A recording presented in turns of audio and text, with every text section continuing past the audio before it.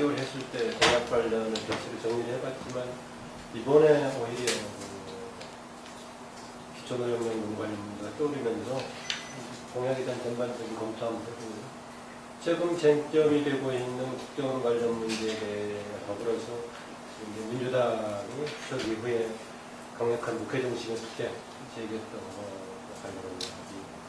이제 10월 재보선 다가오면서 서청원 전 의원 다시 출마하니 많이 하면서 새누리당 지도부 재편 문제가 제기되고 있고, 당연히 같이 한편으로는 오늘도 보여드리는 문제도 있지만 또 이제 지방선거 계획이 들어가지고 정치적인 재편하니까 차기 대권 주전 논의도 지금 한번 노력이 필요하지 않느냐 하는 생각이 들어서 하나 또 주제였습니다.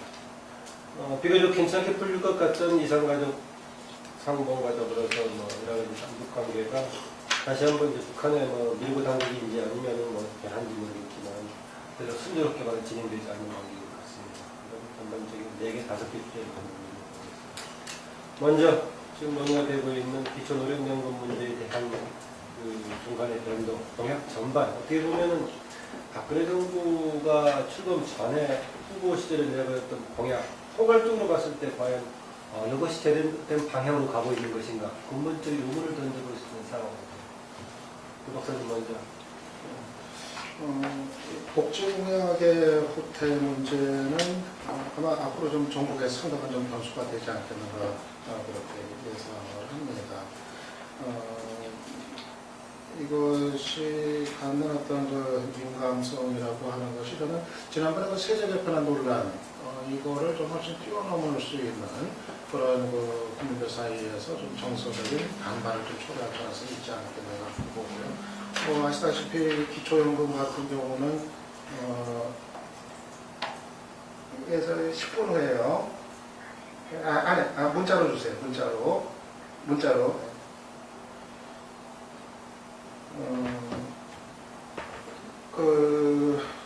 기초연금 같은 경우는 바로 지난 대선에서 바로 이 노인층들이 박근혜 후보를 그렇게 열정적으로 찍었었던 아주 결정적인 좀 계기가 됐었던 그런 사안이기 때문에 이들층의 어떤 반감을 초래할 가능성이 좀 크고 4대 중증 질환 문제라든가 다른 이제 복지 공약들 같은 경우도 워낙 박근혜 당시 후보가 척석같이 약속을 했고 또 당선된 이후에도 공약은 반드시 지키겠다 다짐을 여러 차례 했기 때문에 상당히 좀 민감하게 받아들여질 가능성이 좀 클 거로 예상이 됩니다.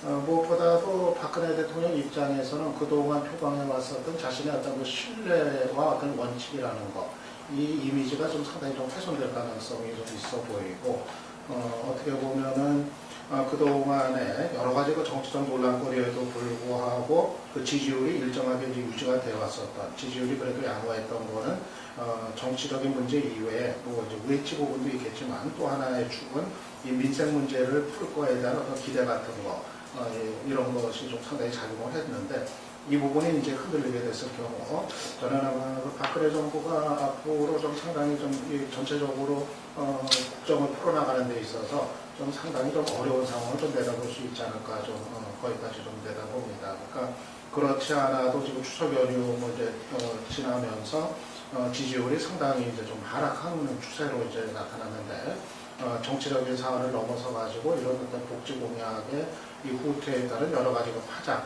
이런 것까지 이어진다고 했을 때 여러 가지로 박근혜 정부가 이 국정을 풀어나가는 데 있어서 이전과는 좀 확연히 좀 이제 어려워지는 분위기로 좀 갈 가능성이 있지 않겠나 봅니다.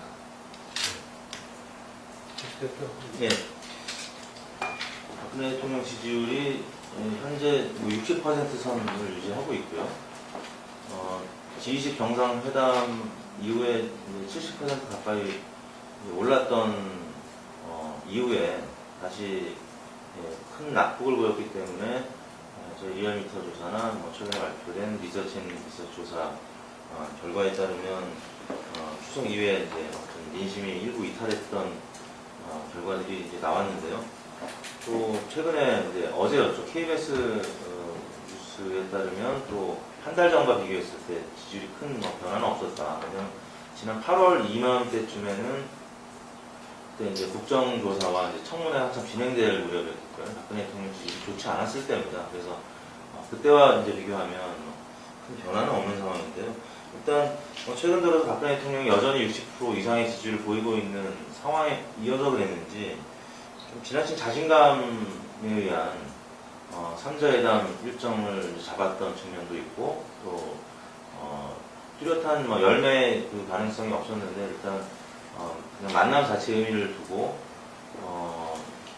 결렬시켰다는 점에서 그런 차원에서는 이 대선 공약과 관련된 경제 민주화, 노인 기초연금과 관련된 공약 후퇴의 문제는 좀 다소 그 정무적인 기능이 확실히 좀 준비되어 있지 않은 상황에서 적어도 일주일, 2주 후에 있을 이 공약 후퇴와 관련된 로드맵이 만약에 있었다면 3자회담을 그렇게까지 파국으로 몰고 갈 필요성이 있었느냐. 2주 후에 그 지금 기초연금과 관련된 기자회견을 앞두고 있는 사실을 이 정무팀에서 알았다면 3자회담을 할 때 그렇게까지 대립각을 세울 필요는 전혀 없었다라는 거죠. 그런 차원에서 방금 이 박사님 말씀하신 그 원칙과의 신뢰 이미지도 깨지고 또 소통하지 않는 대통령의 이미지가 또 부각되고 그러면서 지지율이 향후에 더 상승 가능성보다는 하락 가능성이 크다라는 점은 부인할 수 없을 것 같고요. 지금 정권 여전히 이제 초기이기 때문에 국민들 입장에서는 잘하길 바라는 그런 기대 심리 때문에 지금 60%, 51.6% 이상의 지금 투표하지 않았던 사람들도 지금 지지를 보내고 있는 입장인데 이게 언제든지 이 경제 민주화나 공약 문제 때문에 떨어져 나갈 수 있다라는 어떤 단초를 제공할 수 있는 그런 시기가 아닌가. 그래서 26일 기자회견이 굉장히 중요하다. 그리고 그 이후에 60대, 50대까지는 그 공약이 아니어도 지지를 했었을 연령대지만 40대는 적어도 자기 자신들이 10년, 20년 있다가 20만 원 받을 수 있겠구나라는 어떤 믿음 때문에 투표한 분들도 분명히 계실 텐데 일단 지금 40대도 여전히 박근혜 대통령을 지지하는 연령대이면 분명하지만 그래도 거의 팽팽한 수준이거든요. 지지를 보내지 않는 분들과 지지를 보내는 분들의 그 분포가 팽팽한 편인데 이분들이 이탈하게 되면 51.6%로 다시 내려갈 가능성이 있다는 점이 좀 우려가 되고요. 그런 측면에서 국민들을 어떻게 설득하고 특히 야권을 어떻게 설득하느냐 그리고 정무기능을 어떻게 협업하느냐가 굉장히 중요할 것 같습니다. 이태수 대표가 동안에 여기서 여론 추이 분석했던 것 중에서 맨 처음 지금 약간 차후 추이를 비관적으로 지금 지적한 게 처음인 것 같긴 한데 그리고 노인 기초연금 관련해서는 핵심 지지계층이었던 박근혜 정부에 대한 핵심 지지계층이었던 고령층뿐만이 아니라 차기 고령층도 지금 이것을 좀 심각하게 받아들일 가능성이 있다 이렇게 해서 예, 그리고 부연 설명 드릴 것이요. 어제 이제 JTBC 리얼터 조사 이제 이 부분과 관련해서 했는데 증세를 본인이 동의하겠다 이 공약 이행을 위해서 그런 게 40.5%였고요. 공약 축소하더라도 증세는 안 된다는 의견이 44.8%. 팽팽하게 나타나긴 했지만 이 구체적으로 들어가 보면 이 그 블루 칼라 계층들이 증세도 좋다 공약 이행해라 이런 의견이 더 많았고요. 오히려 그 못 사는 분들이 나이 드시고 못 사는 분들이 박근혜 대통령을 지지하기 때문에 지금 증세에 찬성한다는 의견을 보였어요. 그리고 오히려 화이트 칼라 좀 잘 살고 소득이 많은 분들은 오히려 증세에 반대하고 공약을 축소하라는 민주당 지지층들이 그렇죠. 결국에는 이 설득이 안 된다는 거죠. 기존의 대선 공약을 그렇게 걸었으면 이제 와서 왜 다른 소리냐 라는 측면에서 과연 이 계층을 어떻게 설득할 수 있을 것이냐. 증세가 안 되면 결국에는 공약 이행이 힘들고 결국에는 또 공약을 축소하게 되면 지지율 이탈이 분명해 보이고 이런 시점에서 야권을 설득하고 국민을 설득해야 되는데 그 부분을 과연 박근혜 대통령이 최근 스탠스로 봤을 때 가능하겠느냐라는 게 우려스럽다. 실질적으로 세금을 금방 이야기한 대로 이렇게 좀 못 살고 이런 부분도 세금 별로 안 되잖아요. 지금 그렇죠. 그런 이 사람들은 한편으로는 좀 합리적인 거 판단을 하는 거죠. 정치하더라도 내가 더 내는 건 별로 없다. 그래서 아까 금방 말한 대로 어떤 이 UBR이라고 하는 어떤 이 공급생활자 중에서 좀 이렇게 수준이 지난번에도 이런 이렇게 연봉 뭐 4천만 원, 5천만 원인데 그 이상 되는 사람들한테 그게 오는 거거든요. 네. 그래서 그 사람들이 그런 그런 판단을 하는 게 판단을 맞는가. 할 수도 있죠. 하여간 저는 26일 날 그게 그 이후에 민심이 그걸 어떻게 반응할까 상당히 지금 이렇게 궁금하기도 하고 좀 주목할 만한데, 왜냐하면 지난번에 대선 때 출구 여론조사에 의하면은 그 50대 이상이 아니라 55세 이상은 거의 8대2였거든요. 그럼 노인들은 65세 이상인데 이게서는 거의 뭐 9대1 정도 수준이 나왔을 겁니다. 예. 그랬는데 그 사람들이 또 박근혜 이미지에서 박정희에 대한 향수 플러스해서 자기들이 내세울 수 있는 게 어쨌든 소신과 원칙 정치, 믿을 수 있는 정치인이라는 건데, 그런 부분에서 어쨌든 본인도 그래서 인수위 시절에 여러 이야기가 나오고 그럼에도 불구하고 끝까지 어쨌든 자기 공약을 지킨다고 이야기를 했지만, 도저히 지금 뭐 세수가 뭐 7조인가요? 7조가 덜 거쳤나? 하여간에 뭐 도저히 135가 감당이 안 되니까. 전반기 때? 예. 전반기 때 9조가 근데 감당이 안 되니까 이제 아마 이 기재부라든지 이런 데서 뭐 쫙 했을 때 이건 도저히 답이 없다 해서 나름대로 또 그 이후에 과정을 갖다 거쳐서 그런 결심을 하고 하신 모양인데, 어쨌든 이 부분들이 실제적으로 국민들이 받아들일 때는 지난 우리가 2012년 작년에 총선 대선 때 오히려 야당보다도 말하자면 경제민주화 복지 이슈가 더 선점하고, 예를 들면 그런 부분들에 대해서 오히려 박근혜는 해낼 거야, 지킬 거야, 예를 들면 거기에 대한 기대치가 굉장히 많았고, 저는 지금 지지도에도 60%대 지지에도 보면은 내심으로 조사해 보면은 진짜 잘해서 잘한다, 실제 잘했기 때문에 잘한다는 반 정도일 거다. 예를 들면 어때, 그걸 본 적이 있는 것 같아요. 기대감이 굉장히 많다는 거죠. 그런데 그 기대감을 예를 들면 흔들려 버리는 게 이번에 어쨌든 자기 대선 공약에 대한 어떤 수정, 예를 들면 뭐 그런 부분이지 않겠냐. 그것을 금방 이 대표가 지적한 대로 상당히 이 박근혜 정부의 어떤 이 동력, 어떤 이 부분들이 굉장히 흔들릴 수 있다.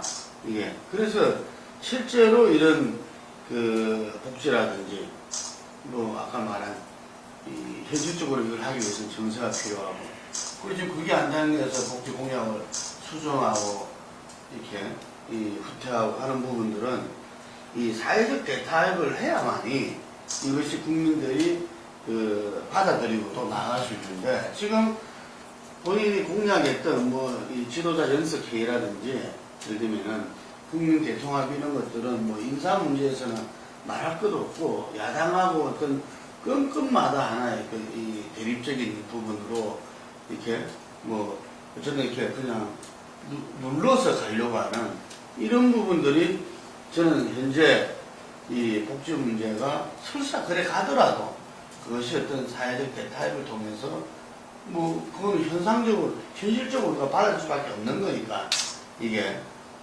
그런 과정을 거쳐야 되는지, 그렇지 않기 때문에 이게 굉장히 심각한 위기가 될 수 있다는 부분에 동의합니다.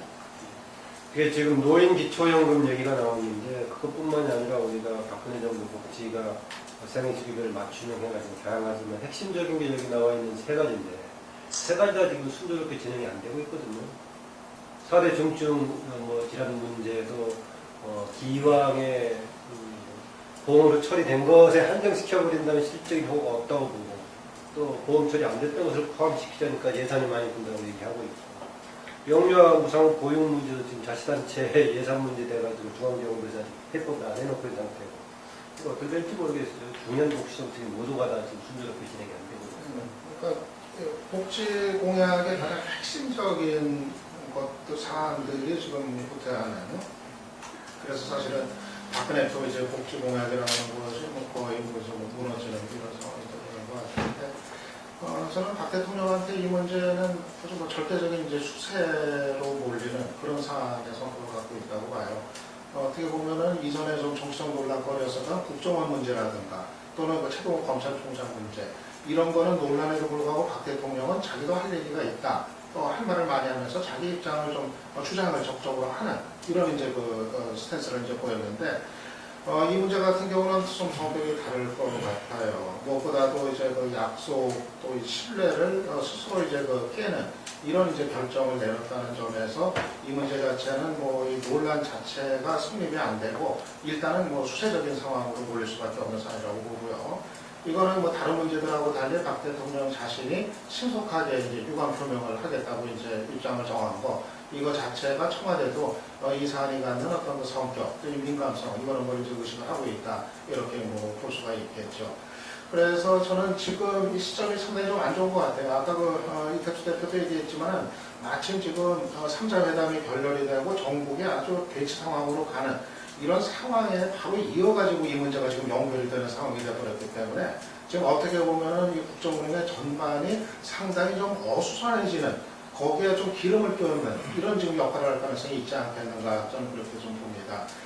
그렇기 때문에 이게 정치적인 논란에서 지금 민생 문제를 둘러싼 이런 어떤 논란으로 지금 확산이 되는, 그러니까 저는 전반적인 박근혜 정부가 이제까지 상당히 좀 상대적인 안정기를 구가했다고 보는데 이 안정기 자체가 상당히 좀 동요하는 그런 어떤 그 계기가 좀 될 수 있는 그런 시점이 아닌가 좀 이제 생각을 이제 합니다.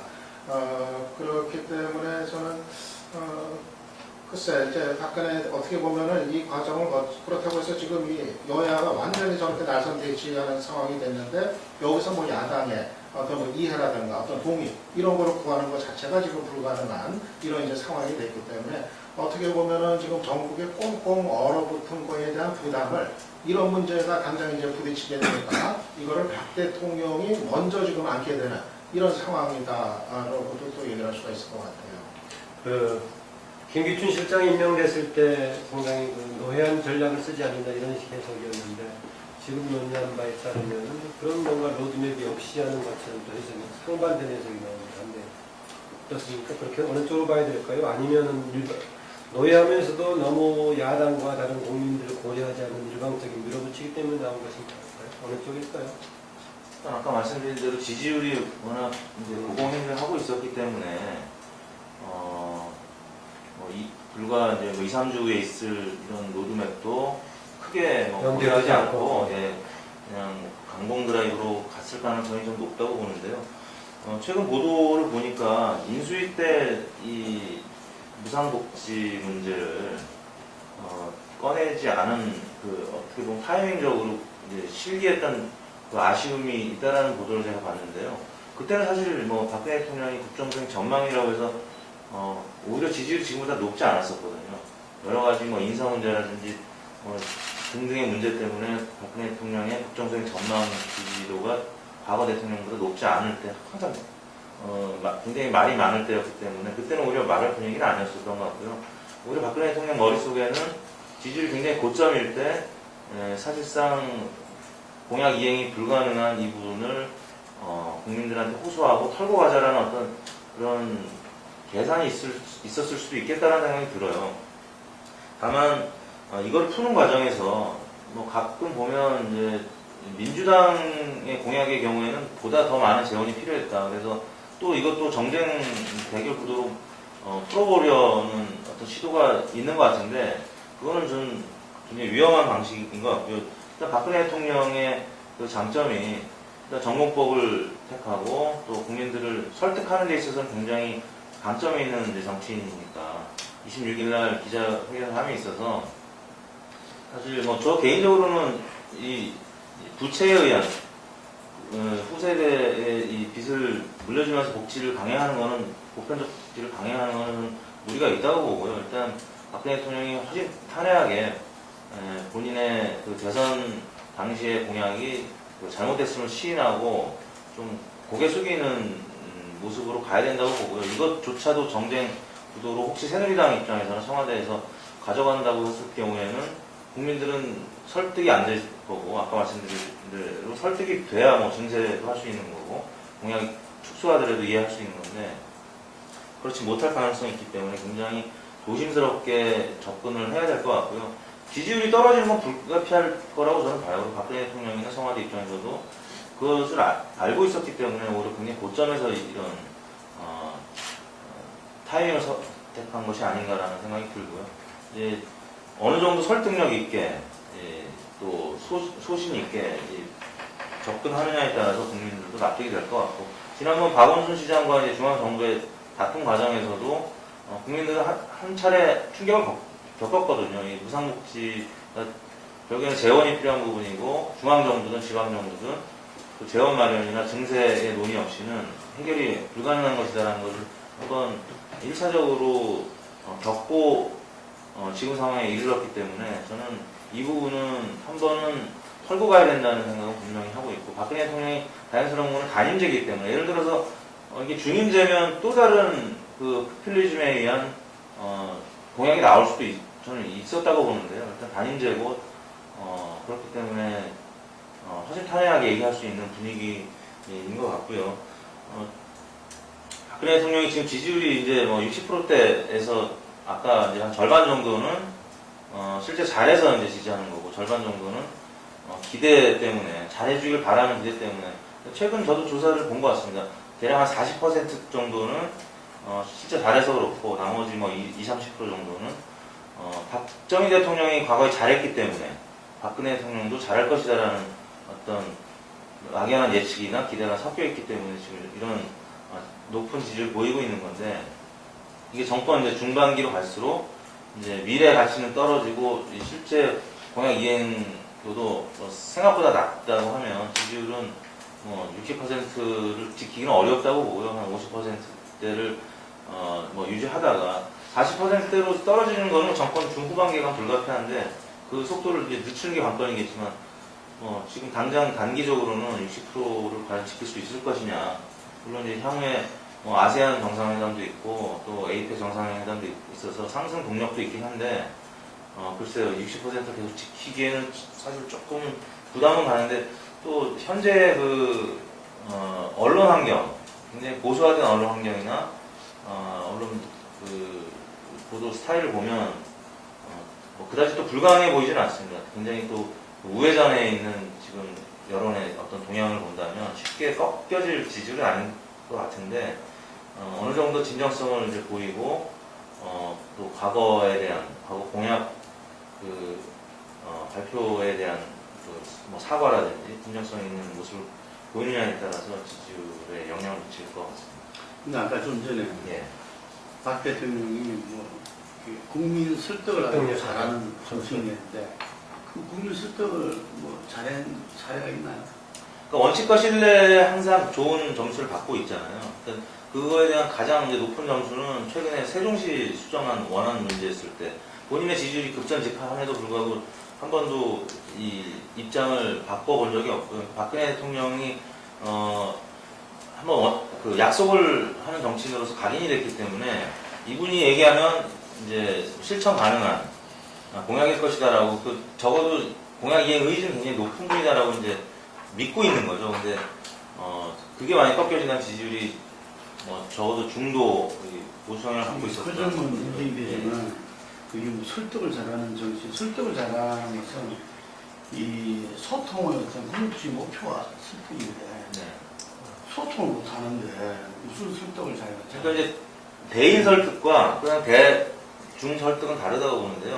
박근혜 대통령이 그 1대1 토론에 있어서 설득력이 굉장히 약한 분인 건 분명해요. 근데 그 대중 연설에 있어서 TV 연설 같은 거 하면 다른 정치인들보다 훨씬 더 이 설득력이 있습니다. 저는 그 부분을 얘기한 거였고요. 하여간에 저는 이 본인이 이제 총선 대선에서 노무현 전 대통령이 말 바꿨다, 예를 들면 대선 때 했던 이야기하고 그 이후에 또 그 집권 시절에 또 했던 부분들하고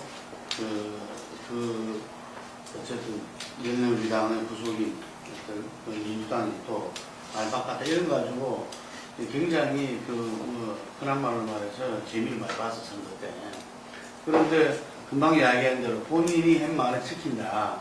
인수위 시절에도 분명히 이 문제가 이야기됐었어요. 이게. 그래서 이제 한자도 고치지 마라. 한자도 고치지 마라. 국민이 그거 다 기억하고 있어.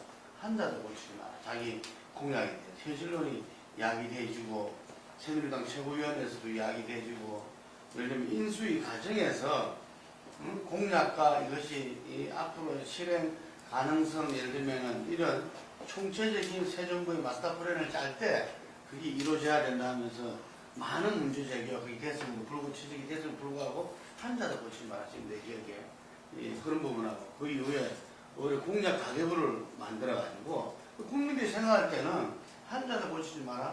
공약 가계부를 만들어서 철저하게 체크하고 이러니까 예를 들면은 현실적으로 좀 어렵지 않나 하면서도 박근혜는 지킨다는데 정세훈 씨도 할 수 있다는데 현실은 점점 그렇지 않는 게 점점 드러나고 있는 상황인데도 계속 이제 그렇게 했는데 그래서 26일이 중요한 게 자기가 정말 이 국민 설득이 지금 필요한 거죠. 자기 자신에 대해서 예를 들면 사과 수준을 어떤 식으로 할 건지 그 공약이라는 게 예를 들면은 본인이 가장 강조했던 거거든. 이게 묻지마 공약이 돼서는 안 되고 말이에요. 선거용 공약이 돼서는 안 된다고 해서 누구보다도 본인이 강조했던 부분이기 때문에 이 부분을 26일 날 지금 우리가 이걸 넣어오는 거는 26일 이유가 될 거기 때문에 상당히 궁금한데 이게 이제 유추할 수 있는 게 이전에 이렇게 과거사 문제에 이야기할 때 그때 보면은 완전히 인혁당이나 유신에 대해서 이야기할 때 완전히 그전에 자기들 보였던 이 메시지하고 전혀 다르게 그냥 이렇게 사과할 때는 그냥 그랬다는 거죠. 그래서 그것이 그때 정리돼 버리잖아, 이게. 그래서 이번에도 아마 그런 스탠스로 갈 가능성이 있지 않겠나 이런 생각이 드는데 하여간에 저는 이 부분은 새누리당의 총선 승리와 박근혜 대선 승리의 가장 중요한 어떤 기둥이었다. 예를 들면은 그래서 이 부분은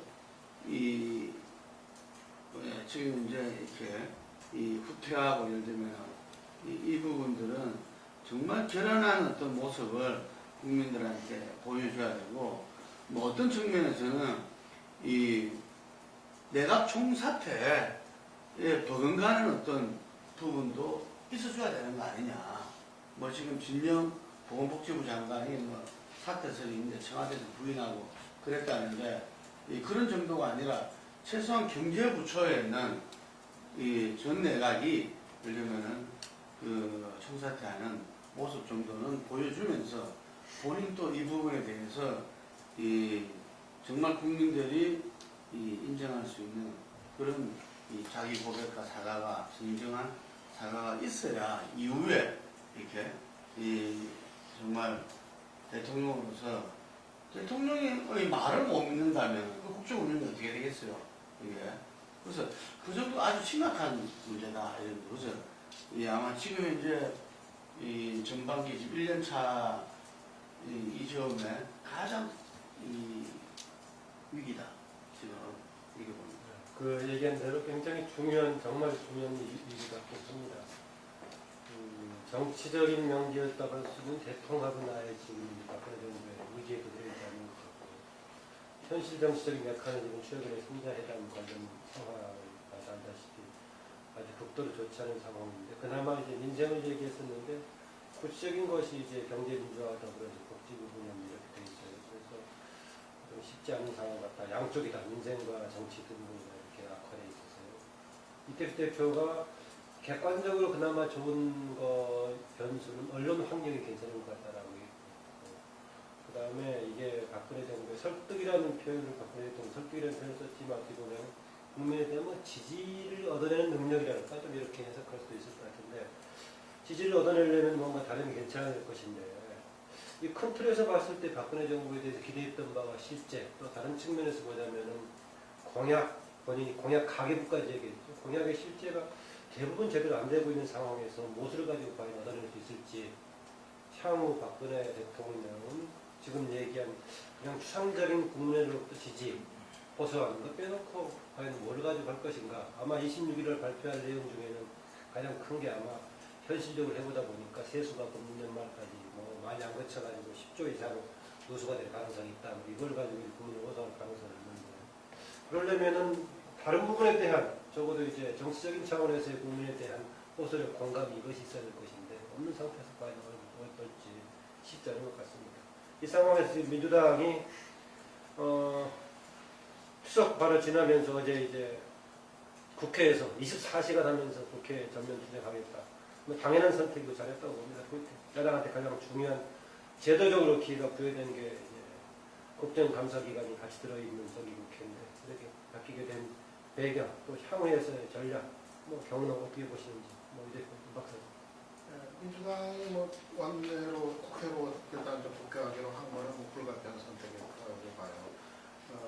뭐 지금 3자 회담이 결렬된 상태에서 뭐 민주당 요구가 하나도 수용되지 않은 상태에서 민주당이 뭐 당장 장외투쟁을 중단하는 거는 뭐 불가능한 이런 상황이고, 그런데 이제 그렇다고 해서 지금 장외투쟁만 가지고는 계속 국민의 어떤 시선을 뭐 이렇게 받을 수 있는 그 동력을 계속 살려나가기가 뭐 여의치 않은 이제 상황이기 때문에 일단은 또 정기국회 기간이고 뭐 국정감사라든가 이런 과정을 거치면서 민주당이 지금 장외에서 지금 제기했던 여러 가지 요구들을 원내에서도 국회 안에서도 지금 파상적으로 제기하는 거, 뭐 야당으로서는 오히려 더 그것이 원내 병행 추진이라는 것이 효과적인 이런 그 시점이다 얘기를 할 수가 있을 것 같아요.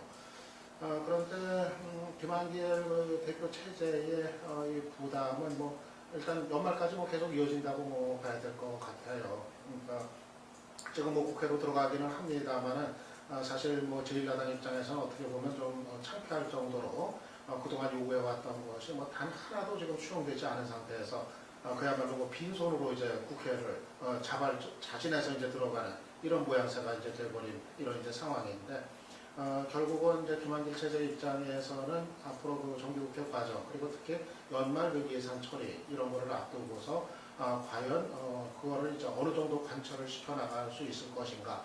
아마 그거를 둘러싼 힘겨루기하고 대치, 이게 이제 연말 정부까지 계속 이어진다 이렇게 이제 보면 될 것 같아요. 그렇게 보면은 결국은 뭐 국정원 개혁 문제를 뭐 필두로 해서 지금 여러 가지 그 박근혜 대통령에게 요구했던 사안들, 이것이 최종적으로 어떻게 마무리가 되고 전국에 어떻게 정리가 되느냐, 이 여부를 가늠하는 것은 결국은 연말 정도, 아마 그때가 이제 사실상 이제 마지막 고비가 될 가능성이 크지 않겠는가 이렇게 봅니다. 네, 김동우 대표님.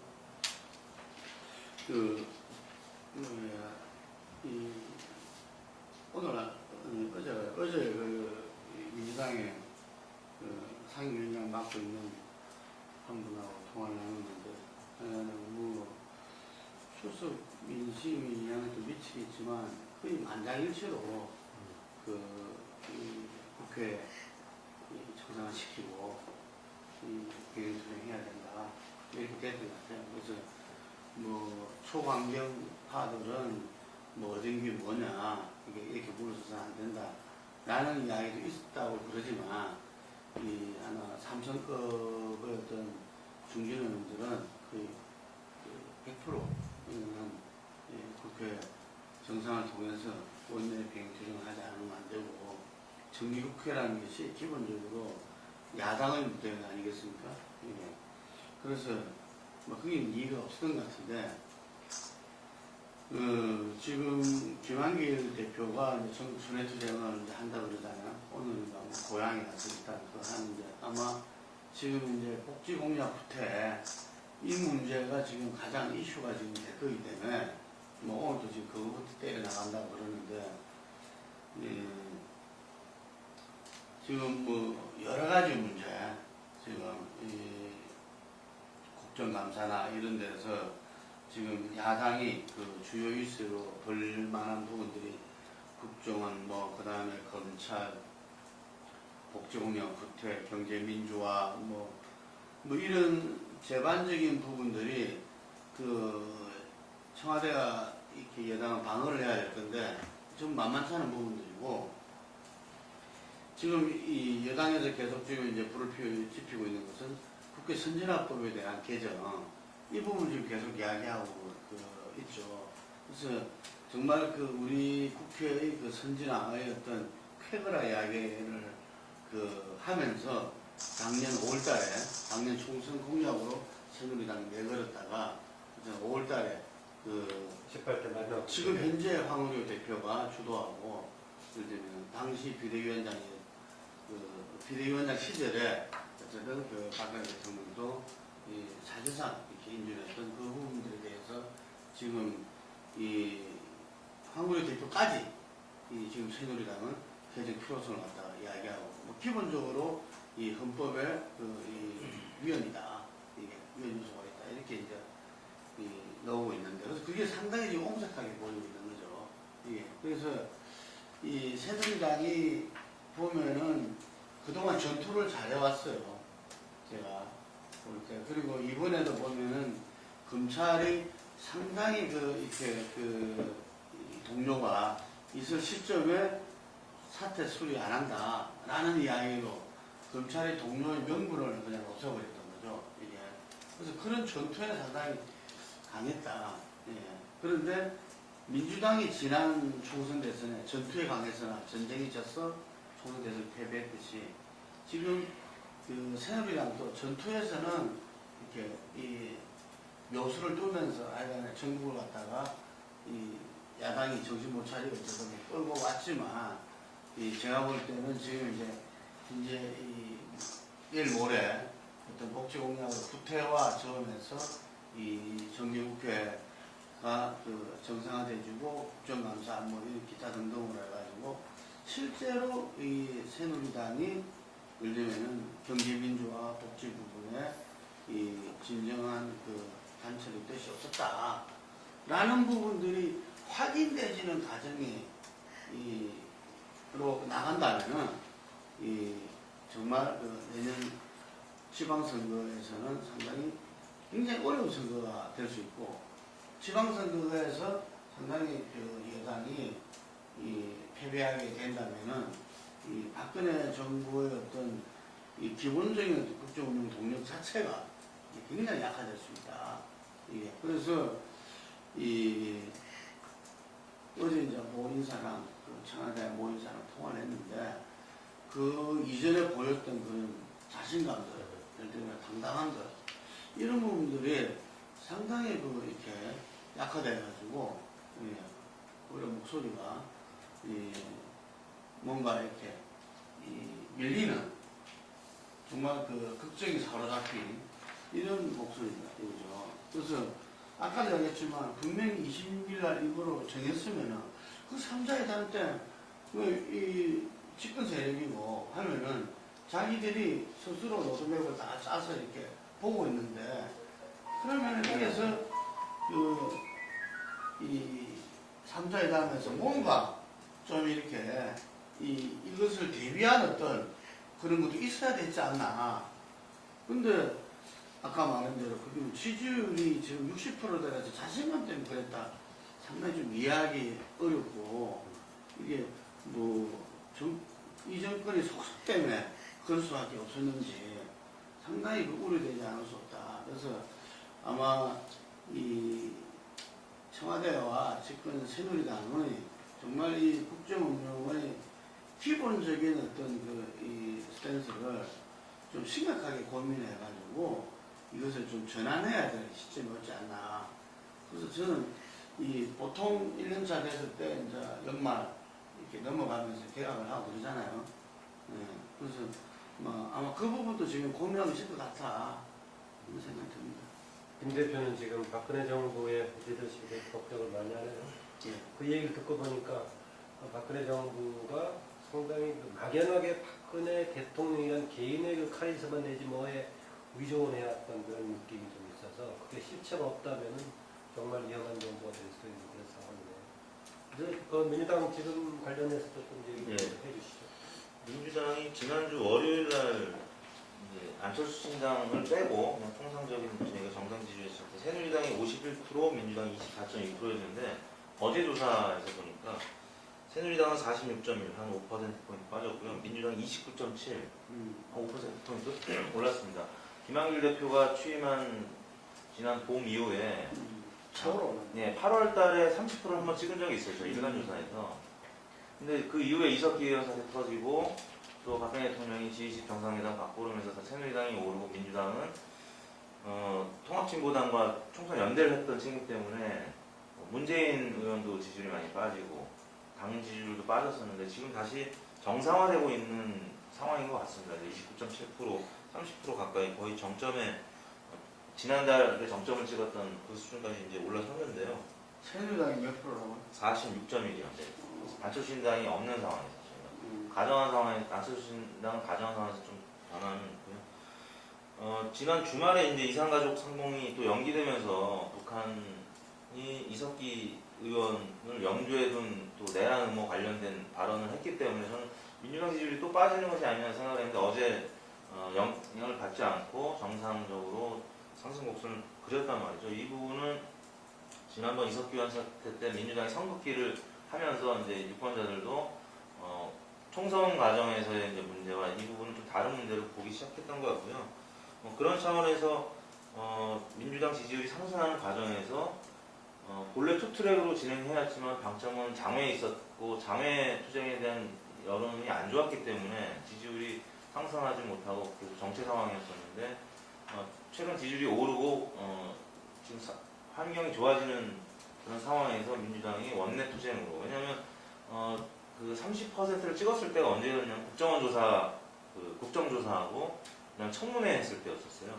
원내에서 국회의원들이 그 국정원 사태와 관련된 여러 가지 발언도 했지만 그때 굉장히 동력을 받았던 거는 청문회 증인으로 채택됐던 분들의 활약이 더 컸었죠. 그래서 그때 원내에서 아무튼 민주당 지지율이 상승하는 과정을 보였었기 때문에 지금 이 상황에서 원내에 진입하게 되면 제가 볼 때는 훨씬 더 큰 동력을 얻을 수 있을 것 같고요. 물론 장외투쟁을 지금 상황에서 갑자기 철회하고 들어가기에는 명분이 없기 때문에 투쟁을 해야 되겠지만 그거는 부과돼야 된다는 거죠. 국회 의석이 그렇게 많은 제1야당으로서 원내에서 활동을 했을 때 지지율이 올랐었기 때문에 또 어제 국정원 사건 관련해서 지방법원에서 또 그 추가 기소하라는 그 법 판사의 이제 명령이 있었기 때문에 여러 가지 환경은 민주당 입장에서는 좋은 환경이 됐다고 봅니다. 이 상황에서 원내에서 어떤 활약을 하는지에 따라서 민주당이 30%를 넘는 지지율을 계속 지켜낼 수 있을지 여부가 굉장히 관심이 가는 대목이고요.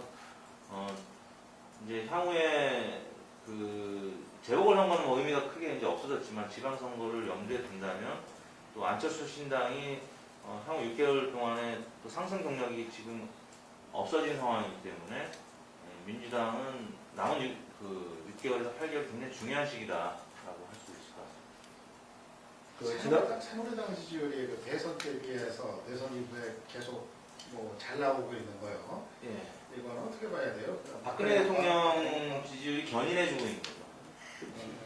사실 존재감에 비해서는 상당히 잘 나오고 있는 건데.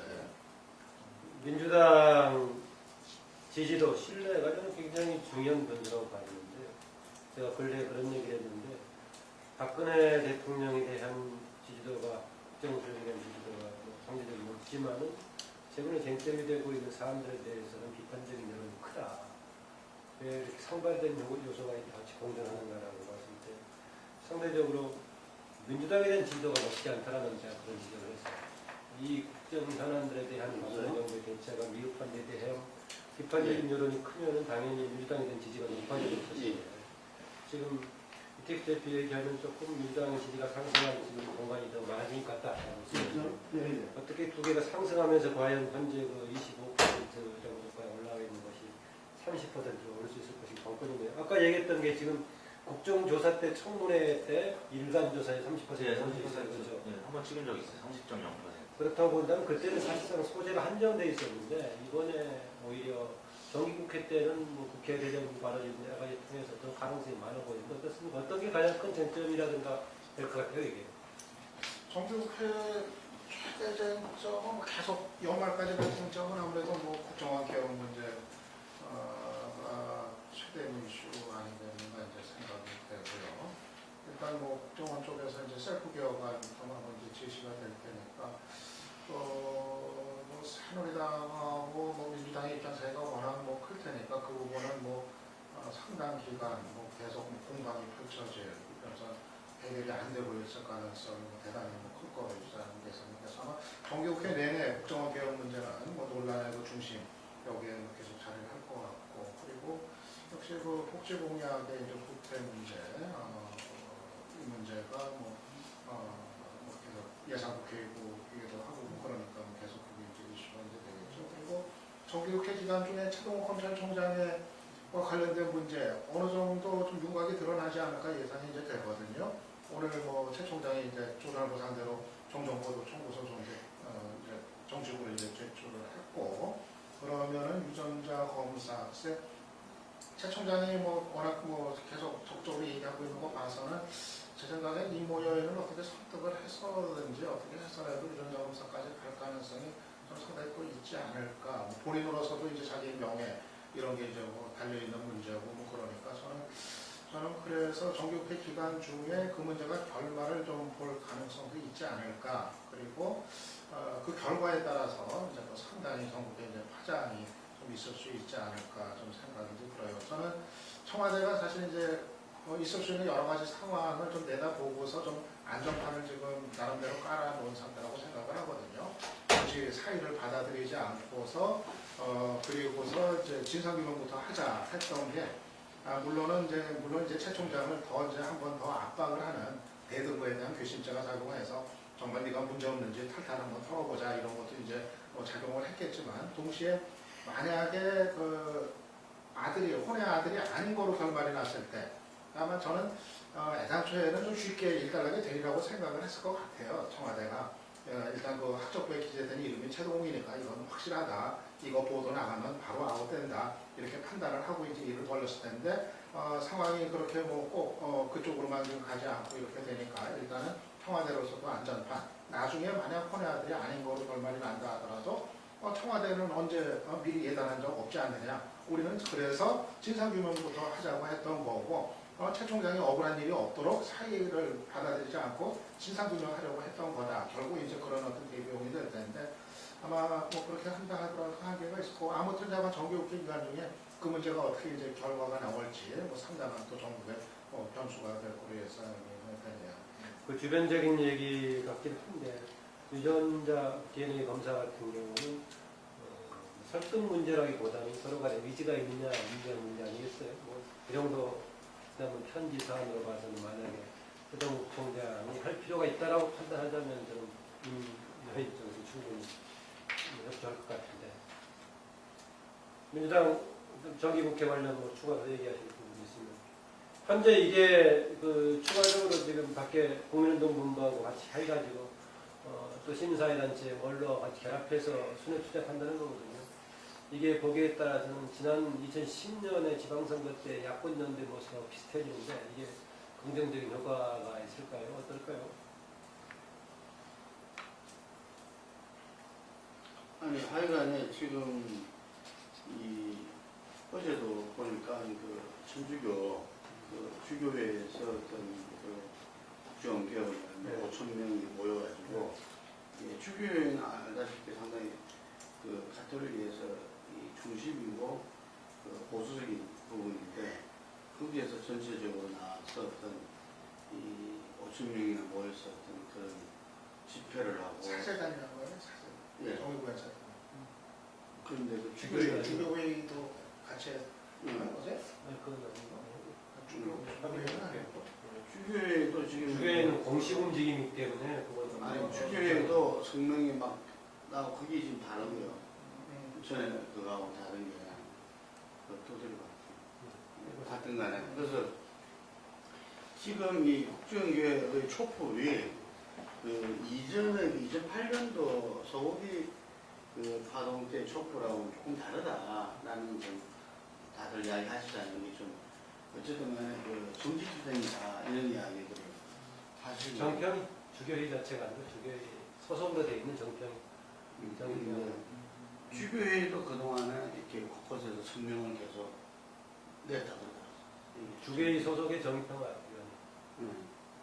근데 이 지금 각 교수들이라든지 뭐 지금 알게는 또 보면 뭐이 미국 유럽에 있는 그 이렇게 이 학자들이 또 이렇게 설명을 되고 그래서 저는 이게 간단히 끝나지 않을 것이다 이게 그래서 이 지금 민주당에서도 이 원내 병행 투쟁을 하는 게 자기들이 어떤 국회 중심 투쟁을 하더라도 지금 이 부분을 갖다가 고리를 제대로 자기들이 어떤 역할을 제대로 못 해낸다면은 이게 향후에 이 상당히 어떤 선거라든지 이런 부분에서 큰 이렇게 그 마이너스가 될 수 있다. 이런 생각에서 제가 볼 때는 뭐 연말이 아니라 이 뭐 그 될 때까지 예를 들면 끝장 투쟁을 갖다가 지속적으로 이어나갈 수 있다. 그 이제 국정원이 지금 이제 이 정부 여당에서 생각하는 정도의 어떤 국정원 변화 이라면은 그것을 갖다 받아들이기 어려울 것이다. 이 부분에서는 지금 뭐 이 얼핏 그 요즘 보면은 가장 새누리당에서 이렇게 잘 나가는 그 윤상현 의원이 또 한마디 했더라고. 보니까 이 박영선 의원이 그 개정안 냈던 거 국정원에 대해서 뭐 대공 수사권을 유지하고 요새 윤상현 의원을 면밀하게 관찰하네요. 네. 근데 뭐가? 동기라서. 네. 그래서 뭐 처벌을 갖다가 강도를 강화하는 뭐 박영선 의원이 뭐 그렇게 어쨌든 그 부분을 언급을 하면서 이야기를 했는데 그 정도 가지고는 어려울 것이다. 예. 그래서 아마 저는 이 부분들이 내년 지방선거까지 갈 것 같아요. 예. 그래서 때문에 민주당도 이겨서 바로 뺄 수가 없다. 예. 그래서 이게 이 시국회의하고 이거하고 따로 있잖아요. 예. 따로 하면서 같이 연대하면서 이렇게 나갈 건데 그래서 이 범운동본부에서 이 같이 있는데 지금 이름이 어떻게 확정되는지 모르겠는데 이게서 그 민주당이 이렇게 국회에서 투쟁과 이 부분들을 갖다가 제대로 이렇게 연계해낸다면은 지금 일단은 국회를 정상화시키고 원내 복귀한 것은 29.7%로 그전보다는 상승폭이 조금 더 컸다고 봐요, 그전에. 그래서 그거는 국민들이 오케이 했다. 그래서 이후에 이 국회 투쟁과 이 부분들의 개인 투쟁을 이렇게 이 민주당이 이제 나름대로 중심을 갖고 끌려다니는 게 아니라 중심 갖고 해나간다면은 30% 되고 넘어갈 수 있는 거 아닌가. 그랬을 때 지금 지방선거에서 상당히 좀 깝깝하게만 봤던 부분들에서 상당한 그 민주당의 어떤 좀 전국 운영에서 키를 주도권을 잡으면서 좀 역전시킬 수도 있다. 그렇게 봅니다. 전반적으로 그동안에 비해서 야당, 민주당에 대한 기대와 전망, 대통령에 대한 전망 등이 오늘 처음으로지만 좀 다르게 평가가 되는 것 같은데 방금 김동구 대표가 본 민주당의 행보에 대해서는 조금 논란의 여지가 있는 어떤 사람은 병행투쟁하지만 이번을 계기로 해가지고 원내 중심으로 가는 단식을 갈 수밖에 없지 않느냐라는 해석도 있는데 김동구 대표는 오히려 지금 밖에 제야 또는 시민사회단체에서 요구하는 정도까지 수용하지 못한다면은 민주당은 제 역할을 한다고 국민들이 평가하지 않을 것이다 그런 얘기 아니에요? 그런데 어제 시청광장에 내걸었던 걸 보니까 국정원 해체를 핵심으로 걸고 있더라고요. 그게 좀 다수 공감을 받을까요? 어떨까요? 근데 그건 뭐 동해구연 사재단 친구들이 한 번 나서면은 세게 하잖아요, 옛날부터. 그러니까 뭐 사실 그 민주당하고는 뭐 직접 관련이 없는 일이거든요. 이제 천주교 쪽에 이제 그거니까요. 이제 어제 문재인 의원이 그 자리에 수녀님들 사이에 의원들하고 네, 참석을 했던데 자리했던 모습이 어제 언론에 집중 보도가 되면서 더욱 주목을 받게 된 것 같은데요. 뭐 건국본보다는 어제 정의교회 사재단 그 집회 자체가 굉장히 이제 큰 영향을 미칠 것이라고 보는데요. 그 민주당의 경우에 그동안에 이제 장외투쟁이 큰 주목을 받지 못하거나 아니면 또그 지지를 받지 못했던 게 국정원과 관련돼서는 여전히 지금 사법부 재판 중이고 어제 이제 중앙지법에 그 다소 민주당에는 유리한 판결이 명령이 나왔지만 일단 재판 중인 사건에서 그 정치적인 정쟁만 오고 가는 상황에서 그 중도 성향의 안철수 신당의 지지층이 적극적인 지지를 보내지 않고 지금 관망하면서 박근혜 대통령도 지지하는 뭐 이런 상황이 있었는데 어제 같은 법원의 판결이 이제 나와서 국정원 개입에 대한 어떤 실체적인 팩트가 이제 규명이 되고 그 유죄 판결이 났을 경우에는 장애투쟁에 보다 많은 분들이 관심을 갖게 될 것이고요. 또 언론에서 어느 정도 이제 주목하느냐인데 어제 뉴스에서는 JTBC에서 중계차까지 보내서 그 현장을 중계를 했거든요. 그러니까 이제 지상파에서도 과연 중계를 해줄 것이냐, 또 많은 주요 언론들이 주목을 해줄 것이냐의 문제인 것 같은데 이게 현장에서 5,000명이 참석을 해도 보도가 되지 않으면 별로 이 유권자들한테 지지를 받을 수 없는 상황인데 법원에서 판결과 또 언론에서의 주목도가 굉장히 중요할 것 같아요. 그래서 이 부분과 관련해서 국정원이 실제로 잘못한 부분이 법원에서 규명이 되고 국정원의 그 자체 개혁안이 만족스럽지 못하다면 그러면 중도 성향의 유권자들까지도 광장으로 나갈 가능성이 있겠죠. 근데 현재까지는 큰 동력은 없었다고 보고요. 다만 어제 그 사재단의 시위는 문재인 의원하고 또 일부 국회의원들이 나서서 수녀님들과 같이 했던 장면이 노출이 됐기 때문에 주목을 받는 데는 성공했다. 그러나 아직까지는 동력이 크진 않다. 네. 그 부분은 조금 같은 이제 전망이었는데, 뭐 민주당이 일단 뭐 이제 국회로 들어가기로 했지만은 장애투쟁의 동력이 이제 사라진 건 아니라고 생각을 해요. 뭐 아직은 그렇게 뭐 대단한 파괴력을 갖고 있지는 못하지만 앞으로 좀 예상해 볼 수 있는 변수들은 좀 남아 있는 것 같거든요. 무엇보다 주목되는 게 저는 이제 국정원 댓글 사건에 대한 1심 판결이 이제 어떻게 나올지. 이게 뭐 대단히 좀 중요한 좀 고비가 될 수 있지 않을까 생각을 해요. 지금은 완전히 맞서 있는 거 아니에요? 이것이 이제 불법이다, 아니었다, 대선 개입이었다, 아니었다. 그리고 박 대통령은 무엇보다도 지금 한 번도 그게 잘못된 일이라는 걸 인정을 한 적이 지금 없거든요. 지난번 3차 회담에서도 그 기조로 이제 고수를 했고, 앞으로 결과를 뭐 지켜보자, 이런 이제 그거로만 했고, 잘못된 거라는 걸 한 번도 언급을 한 적이 이제 없었는데, 만약에 그 1심 판결에서 그 부분이 이제 유죄로 이제 선고가 나왔을 되게 때 일정 추측한 거 있나요? 나온 게 지금까지 1심이 언제쯤 나올까? 아마 정국회 기간 중에는 나오지 않을까 생각을 하거든요. 지금 뭐 공판 뭐 계속 뭐 상당히 속도 있게 뭐 진행되는 거 봐가지고는 아마 뭐 정국회 기간 중에 나올 가능성이 좀 있을 것 같고 1심 정도는. 만약에 유죄 선고. 근데 어제 그 법원의 그 기소 명령 결정 난 것도 그렇고 지금 공판 1차 그 공판 지금 원천 공판 진행되는 과정의 어떤 그 분위기 같은 거 재판부의 어떤 태도나 이런 거 봤을 때는 저는 실제로 그 부분이 유죄 가능성이 나올 가능성이 좀 상당히 있지 않을까 저는 개인적으로 그렇게 예상을 하고 있는데 만약에 그랬을 경우는 박 대통령이 일단 이제 그 국정원 개혁 문제와 관련해서 이제 수사로 몰리는 야당의 목소리가 훨씬 이제 강해질 수 있는 이런 상황으로 이제 변화되는 걸 의미할 수가 있기 때문에 저는 그 부분이 민주당 장애투쟁 동력과 관련해서도 상당히 좀 국정원 개혁 문제의 또 흐름과 관련해서도 굉장히 좀 중요한 변수가 될 수 있다 이렇게 봅니다. 그렇습니다. 지금 이제 아까 문재인 의원 얘기 나왔는데